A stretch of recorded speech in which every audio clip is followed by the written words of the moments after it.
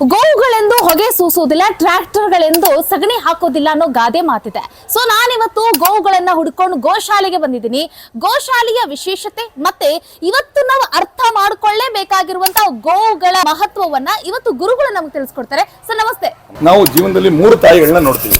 ಒಂದು ನಮ್ಮನ್ನ ಹೆತ್ತ ತಾಯಿ. ಯಾಕೆ ಅವಳಿಗೆ ಅಷ್ಟು ನಾವು ಪ್ರೀತಿ ಕೊಡ್ತೀವಿ ಅಂದ್ರೆ 9 ತಿಂಗಳ ಕಾಲ ಅವಳು ನಮ್ಮನ್ನ ಹೆತ್ತಿರ್ತಾಳೆ, ಅವಳ ಎದೆಯಲ್ಲಿ ನಾವು ಕುಡಿದಿರ್ತೀವಿ ಅಂತ.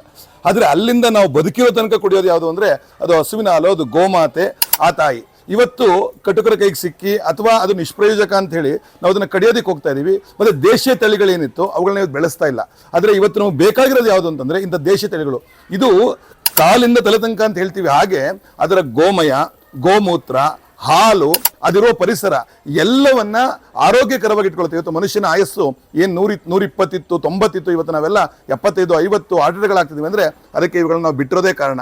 ನಾವು ಗೋ ಸೇವೆ ಮಾಡಿದ್ರೆ, ಆ ಗೋ ಉತ್ಪನ್ನಗಳನ್ನ ಬಳಸಿದ್ದೇ ಆಯಿತು ಅಂತಂದ್ರೆ ನಮ್ಮ ಆರೋಗ್ಯ ವೃದ್ಧಿ ಆಗುತ್ತೆ.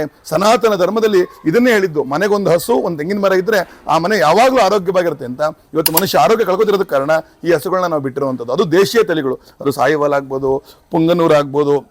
ಅದೇ ರೀತಿಯಲ್ಲಿ ಪ್ರತಿಯೊಂದು ಗೋ ತಳಿಯನ್ನು ಯಾರು ಗೋ ಸೇವೆಯನ್ನು ನಿತ್ಯ ಮಾಡ್ತಾನೆ ಅವನಿಗೆ ಯಾವುದೇ ತೊಂದರೆ ಆಗಲ್ಲ. ಅದಕ್ಕೋಸ್ಕರವಾಗಿ ನಾವು ಈ ಗೋಶಾಲೆಯಲ್ಲಿ ಶಾಲೆ ಇಟ್ಕೊಂಡು ಸಹ ಮಕ್ಕಳಿಗೆ ಗೋಶಾಲೆ ಕಲಿಸ್ತಾ ಇದೀವಿ. ಯಾಕಂದ್ರೆ ಗೋ ಸೇವೆ ಪ್ರತಿಯೊಬ್ಬ ಮಾಡ್ಬೇಕಾಗಿದೆ. ತಾಯಿ ನಮ್ಗೆ ಎಷ್ಟು ಶ್ರೇಷ್ಠಳು, ಗೋಮಾತೆಯು ಸಹ ಅಷ್ಟೇ ಶ್ರೇಷ್ಠ ಅನ್ನೋ ಮಾತನ್ನ ಕೆಲಸ ಆಗೋದಿಲ್ಲ ಬೇಗ ಅಂತ ಹೇಳಿ ಟ್ರ್ಯಾಕ್ಟರ್ಗಳನ್ನ ತಂದು ನಿಲ್ಲಿಸ್ತಾ ಇದಾರಲ್ಲ. ಟ್ರ್ಯಾಕ್ಟರ್ ಬರೀ ಉಳುಮೆ ಮಾಡುತ್ತೆ, ನಿಮ್ಗೆ ಹಾಲು ಕೊಡುತ್ತಾ? ಹಾಲು ಕೊಡಲ್ಲ. ಮತ್ತೆ ಮನೇಲಿ ಕರಾವಿತ್ತು ಅಂತಂದ್ರೆ ಹಾಲು, ಬೆಣ್ಣೆ, ತುಪ್ಪ ಮತ್ತೆ ಪ್ರೀತಿ ಬರುತ್ತೆ. ನೀವು ಟ್ರ್ಯಾಕ್ಟರ್ನ ಪ್ರೀತಿಸೋದಿಕ್ಕಲ್ಲ. ನಾನು ಯಾವಾಗ್ಲೂ ಹೇಳ್ತೀನಿ ಅಂದ್ರೆ ವಸ್ತುಗಳನ್ನು ಉಪಯೋಗಿಸ್ಕೋಬೇಕು, ವ್ಯಕ್ತಿ ಮತ್ತು ಪ್ರಾಣಿಗಳನ್ನ ಪ್ರೀತಿಸಬೇಕು. ಈಗ ನಾವು ಗೋಗಳಿಂದ ಬರುವಂತಹ ಸಗಣಿ ಆಗಿರ್ಬೋದು, ಮತ್ತೆ ಗೋಮೂತ್ರ ಆಗಿರ್ಬೋದು, ಇವುಗಳನ್ನ ಹಿಂದಿನ ಕಾಲದಲ್ಲಿ ಗೊಬ್ಬರ ಆಗಿ ಬಳಕೆ ಮಾಡ್ತಾ ಇದ್ರು. ಇವತ್ತೆಲ್ಲ ಕೆಮಿಕಲ್ ಫರ್ಟಿಲೈಸರ್. ಕೇವಲ ಗೊಬ್ಬರ ಒಂದೇ ಅಲ್ಲ, ಆರೋಗ್ಯದಾಯಕ ಗೊಬ್ಬರ. ಮನುಷ್ಯ ತಿಂತಿರೋದೇ ಗೊಬ್ಬರ. ಈ ಕೆಮಿಕಲ್ ನ ಹಾಕಿ ನಾವು ತಿಂತಾ ಇರೋದು ನಮ್ಮ ಆರೋಗ್ಯದ ಲೆವೆಲ್ ಕಡಿಮೆ ಆಗಿದೆ. ನೀವು ಇದನ್ನ ಹಾಕಿ ಗೊಬ್ಬರ ಹಾಕಿ ನೀವು ಊಟ ಮಾಡಕ್ ಶುರು ಮಾಡಿ, ಅದರ ಸ್ವಾದ, ರುಚಿ, ಆರೋಗ್ಯ ಮತ್ತೆ ಮನುಷ್ಯನ ದೇಹದಾಢ್ಯ. ಇವತ್ತು ನಾವುಗಳು ಬೆಳಗ್ಗೆ ಹೊತ್ತು ಗದ್ದೆ ಕೆಲಸ ಮಾಡೋ ಬದಲು ಜಿಮ್ ಅಲ್ಲಿ ಮಾಡ್ತಾ ಇದೀವಿ.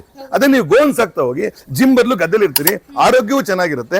ಮತ್ತೆ ಅವುಗಳ ಪ್ರೀತಿ ಕೊಟ್ಟಷ್ಟು ನಮಗೆ ಪುನಃ ಪ್ರೀತಿ ಕೊಡುತ್ತೆ. ಹಾಗಾಗಿ ಅವುಗಳನ್ನು ನಾವು ತಾಯಿ ರೂಪದಲ್ಲಿ ನೋಡ್ತಾ ಇದೀವಿ. ಅದು ತುಂಬಾ ನಮ್ಗೆ ಇವತ್ತಿಗೆ ಬೇಕಾಗಿರುವಂತ ಅವಶ್ಯಕ ವಸ್ತು.